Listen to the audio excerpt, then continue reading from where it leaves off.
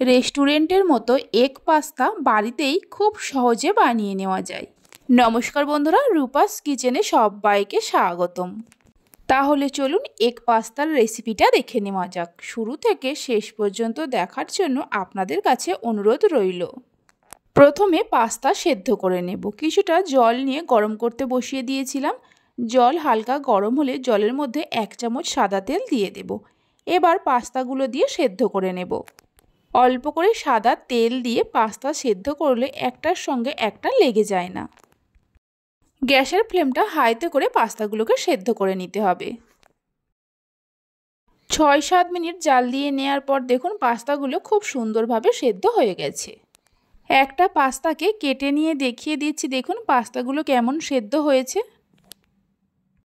একটা ছাঁকনির মধ্যে জল ঝরিয়ে নেব। জল ঝরিয়ে নেওয়ার পর ওই কড়াটা গ্যাসের ওপর বসিয়ে দিয়ে কড়ার মধ্যে 1 চামচের মতো সাদা তেল দিয়ে দেব। তেলটা কড়ার চারিদিকে লাগিয়ে নিয়ে দুটো ডিমকে ভেঙে দিয়ে দেব। ডিমের মধ্যে সামান্য নুন দিয়ে ডিম দুটোকে হালকা করে ভেজে নিতে হবে। এখানে আমি দুটো ডিম দিয়ে বানাচ্ছি, আপনারা চাইলে ডিমের পরিমাণটা আরেকটু বাড়িয়েও দিতে পারেন।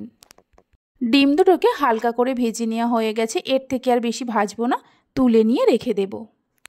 ডিমগুলোকে তুলে নেওয়ার পর ওই কড়াতে 1 চামচ সাদা তেল দিয়ে দেব। সাদা তেলের পরিবর্তে আপনারা বাটারের ব্যবহারও করতে পারেন।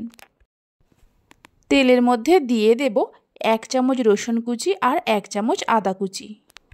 লো ফ্লেমে আদা আর রসুনটাকে 1 মিনিটের মতো ভেজে নেব। আদা আর রসুন কুচিকে ভালো করে ভেজে নেওয়ার পর এর মধ্যে দিয়ে দেব পেঁয়াজ, টমেটো আর ক্যাপসিকাম কুচি। এগুলোকে আমি একটু বড় বড় করে কেটে নিয়েছি। টমেটোর দানাগুলোকে ফেলে দিয়ে কেটে নিয়েছি। গ্যাসের ফ্লেমটা হাইতে করে সবজিগুলোকে 1 থেকে 1.5 মিনিটের মতো ভেজে নেব।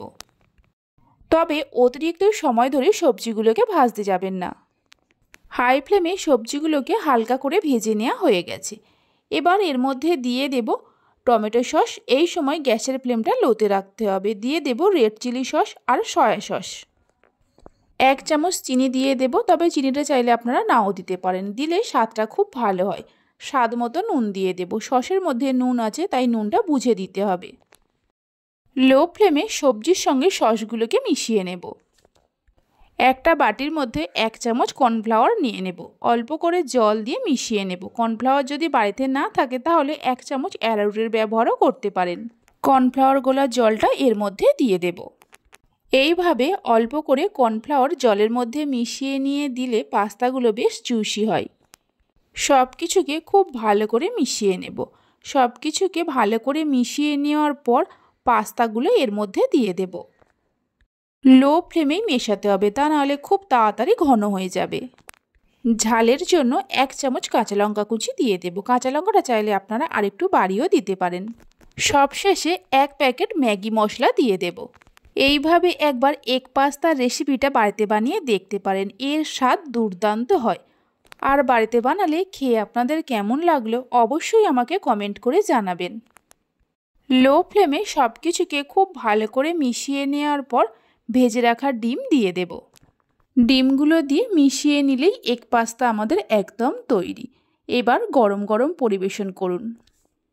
রেসিপিটা ভালো লেগে থাকলে অবশ্যই একটা লাইক করবেন, বন্ধুদের সঙ্গে শেয়ার করবেন। ভালো লাগলে চ্যানেলটি সাবস্ক্রাইব করে পাশে থাকা বেল আইকনটি প্রেস করবেন নতুন রেসিপির আপডেট সবার আগে পাওয়ার জন্য। তাহলে চলুন ভিডিওটা আমি এখানেই শেষ করছি। আপনারা সবাই ভালো থাকবেন, সুস্থ থাকবেন। ধন্যবাদ।